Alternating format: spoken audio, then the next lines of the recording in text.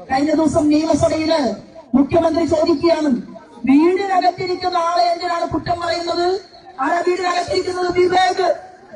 പിണറായി വിജയൻ ചോദിക്കുകയാണ്, മാധ്യമ സുഹൃത്തുക്കൾ ഉൾപ്പെടെ ഈ കേരളത്തിലെ പ്രതിപക്ഷത്തോട്, നാട്ടല്ലില്ലാത്ത പ്രതിപക്ഷ നേതാക്കന്മാരെ സാക്ഷി നിർത്തിക്കൊണ്ട് ചോദിക്കുകയാണ്, വി.ഡി. സതീശനെ പോലെയുള്ള ഇവിടെ ആചാരലംഘനം നടന്നപ്പോ അന്ന് TV ചാനലിൽ പൗരകുട്ടപ്പനായിട്ട് ചർച്ചയ്ക്ക് നേതൃത്വം കൊടുത്ത കോൺഗ്രസിന്റെ കുറെ നേതാക്കന്മാർ ഇറങ്ങുള്ളികൾ, നിങ്ങളല്ല ശബരിമല ആചാരത്തെ സംരക്ഷിച്ചത്, ഞങ്ങളാണ് തെരുവിലിറങ്ങിയത്, ഞങ്ങളുടെ അമ്മമാരാണ് കേരളത്തിലെ ഞാൻ ഉൾപ്പെടെയുണ്ട്.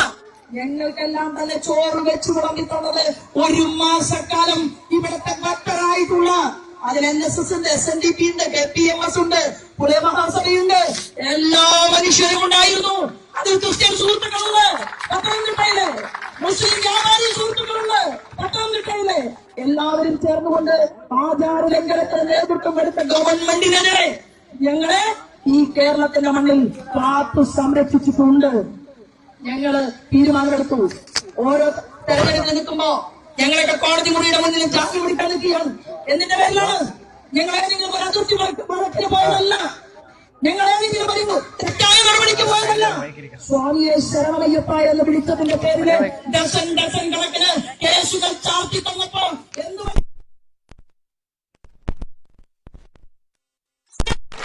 ഒഴിച്ചുപോയോ?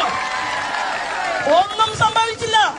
നിങ്ങൾ ചോദിച്ചല്ലോ പ്രതിപക്ഷ നേതാവിനോട്, എന്റെ മകൻ വിവേകനെ തൊട്ട് കളിച്ചപ്പോ പൊള്ളി അല്ലേ? വിവേകനെ അറിയുമോ? ഞങ്ങൾക്ക് ആർക്കും അറിയില്ല മിസ്റ്റർ പിണറായി വിവേകനെ. കാരണം എന്താണെന്ന് അറിയുമോ?